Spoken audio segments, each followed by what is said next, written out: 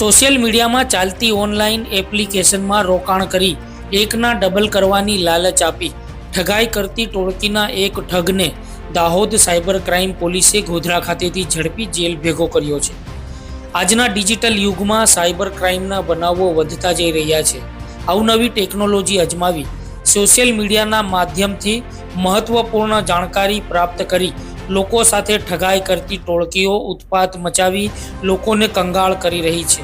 ત્યારે જ્યાં લોભીઓ હોય ત્યાં ધુતારા પણ હોય એ વાત તો નક્કી છે। વાત કરીએ દાહોદની તો દાહોદના એક યુવકને ગોધરાના ઠગોરા ઈસમે જણાવ્યું હતું કે રિમોવા નામની એપ્લિકેશનમાં અલગ અલગ ટ્રોલી બેગ ખરીદવાની સ્કીમ છે, તેમાં રોકાણ કરવાથી ફાયદો થશે। કેટલાક લોકો પોતાના ઘરેણાં મૂકીને પણ રોકાણ કરી રહ્યા છે।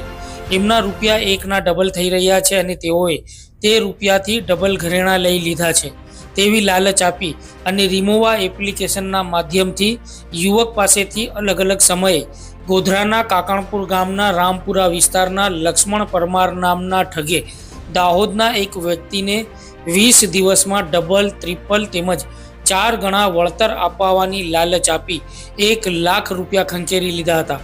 જે બાદ તેની રકમ પરત ન મળતા આખરે ઠગાઈનો ભોગ બનેલા દાહોદના પીડિતે સાયબર ક્રાઇમમાં ગુનો દાખલ કરાવ્યો હતો।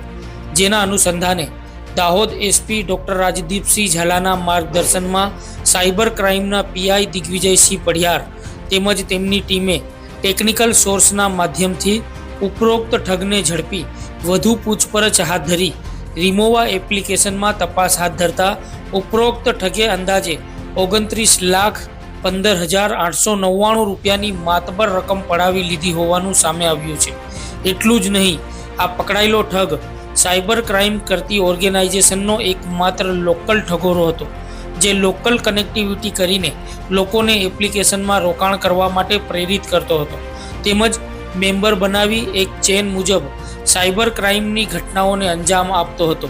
હાલ પોલીસે ઉપરોક્ત ઠગને ઝડપી તે કઈ ગેંગ સાથે સંકળાયેલો છે તે અંગેની તપાસ કરવા માટે ચક્રો ગતિમાન કર્યા છે અને સાયબર ક્રાઇમના ઠગોરા આરોપીને સાયબર પોલીસે કોર્ટમાં રજૂ કરતા કોર્ટે 1 દિવસના રિમાન્ડ આપી પોલીસ કસ્ટડીમાં મોકલી આપવાનો હુકમ કર્યો છે। ત્યારે રિમાન્ડ દરમિયાન વધુ ભેદ ઉકેલાય તેવી શક્યતાઓ પોલીસને રહેલી છે। બનાવની હકીકત એ પ્રકારની છે કે હાલના જે ફરિયાદી છે એમને તથા અન્ય શાહેદોને ઓનલાઈન રિમોવા નામની એક એપ્લિકેશન ઇન્સ્ટોલ કરી અને એની અંદર ટ્રોલી બેગ કે અન્ય બાબતોમાં અલગ અલગ સ્કીમ હેઠળ રોકાણ કરાવી અને એ રોકાણની સામે ખૂબ જ મોટું ઊંચું વળતર મળશે એ પ્રકારની લાલચ આપી એપ્લિકેશનમાં રોકાણ કરાવ્યું હતું અને રોકાણ કરાવ્યા બાદ કોઈ વળતર પણ નહીં આપી અને જે પૈસા હતા એનું ફ્રોડ થયું હતું। આ પ્રકારનો ગુનો દાખલ થયો હતો, જેમાં જિલ્લાના પોલીસ વડા ડૉક્ટર રાજદીપસિંહ ઝાલા સાહેબના માર્ગદર્શન હેઠળ સાયબર ક્રાઇમની ટીમ દ્વારા ટેકનિકલ એનાલિસિસ કરતાં ડિટેક્ટ થતાં ગુનાના જે આરોપી છે લક્ષ્મણ પરમાર કે જેઓ મૂળ ગોધરાના રહેવાસી છે એમને પકડી પાડ્યા છે અને એમના ટોટલ 3 દિવસ જેટલા રિમાન્ડ પણ મળ્યા છે, જે પ્રોસેસ હાલમાં ચાલુમાં છે। આના થકી હું લોકોને એ પણ અપીલ કરવા માગું છું કે આ પ્રકારની એક અન્ય એપ પણ આવે છે, આરસી એપ નામ છે એમનું, જેમાં પણ આ પ્રકારે અલગ અલગ જે સ્કીમો છે, અલગ અલગ વસ્તુઓ છે જેમાં રોકાણ કરાવવાની લાલચ આપી તમને ટૂંકા ગાળામાં વધુ વળતર આપવા લાલચ આપે છે અને પછી પૈસાનું ફ્રોડ થતું હોય છે। તો આ પ્રકારની કોઈ એપ્લિકેશન્સ કે સ્કીમમાં રાતોરાત કોઈ વસ્તુનું ડબલ કે 3 ગણા 4 ગણા રોકાણ મળતા નથી। આ પ્રકારની કોઈ લાલચમાં ફસાવું નહીં।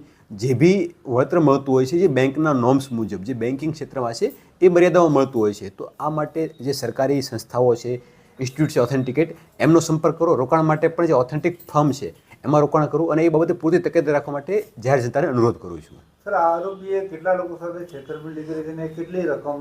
હાલમાં જે રકમ છે એ 29 લાખ ઉપર સમથિંગ પહોંચી છે, પણ અન્ય પણ લોકો આમાં અન્ય પણ ભોગ બનાવે છે, નાની નાની રકમો છે એવા પણ સામે આવી રહ્યા છે।